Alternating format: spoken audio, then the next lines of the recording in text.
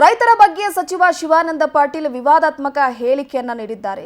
ಇನ್ನ ಸಕ್ಕರೆ ಸಚಿವರ ವಿರುದ್ಧ ಅನ್ನದಾತರು ಸಿಡಿದೆದ್ದಿರುವಂತದ್ದು. ಸಚಿವ ಸ್ಥಾನದಿಂದ ವಜಾಗೊಳಿಸುವಂತೆ ಆಗ್ರಹಿಸಿ ಪ್ರತಿಭಟನೆಯನ್ನು ನಡೆಸಲಾಗ್ತಾ ಇದ್ದು ಮಂಡ್ಯದಲ್ಲಿ ರೈತರ ಆಕ್ರೋಶ ಮುಂದುವರೆದಿದೆ. ಮಂಡ್ಯದ ವಿಶ್ವೇಶ್ವರಯ್ಯ ಪ್ರತಿಮೆ ಬಳಿ ಪ್ರತಿಭಟನೆಯನ್ನ ನಡೆಸಿದ್ದಾರೆ. ಶಿವಾನಂದ ಪಾಟೀಲ್ ಈ ದೇಶದ ರಾಜ್ಯದ ಈ ನೆಲದ ಅನ್ನದಾತರ ಬಗ್ಗೆ ಭಾಳ ಅವಹೇಳನಕಾರಿಯಾಗಿ ಮಾತಾಡಿರೋದು ಇದು ಎರಡನೇ ಬಾರಿ. ಈ ಮೊದಲೇ ರೈತರು ಆತ್ಮಹತ್ಯೆ ಮಾಡ್ಕೊಳ್ಳೋದು 5 ಲಕ್ಷ ದುಡ್ಡು ಸಿಗೋಕ್ಕೆ ಅದಕ್ಕೋಸ್ಕರ ಅಂತ ಹೇಳ್ತಾಯಿದ್ರು. ಅದಕ್ಕೆ ವಿರೋಧ ವ್ಯಕ್ತ ಆಯಿತು.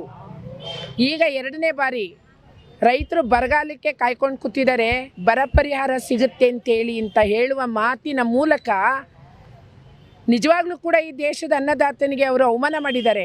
ಜೊತೆಗೆ ಅವರ ವ್ಯಕ್ತಿತ್ವಕ್ಕೆ ಅವರೇ ಮಸಿ ಬಳ್ಕೊಂಡಿದ್ದಾರೆ. ಶಿವಾನಂದ ಪಾಟೀಲ್ ಅವರು ಯಾವುದೇ ಕಾರಣಕ್ಕೂ ಸಚಿವ ಸ್ಥಾನದಲ್ಲಲ್ಲ, ಶಾಸಕ ಸ್ಥಾನದಲ್ಲಲ್ಲ, ಅವರ ಪಕ್ಷದ ಸದಸ್ಯತ್ವ ಪಡ್ಕೊಳ್ಳಿಕ್ಕೂ ಅರ್ಹರಲ್ಲ.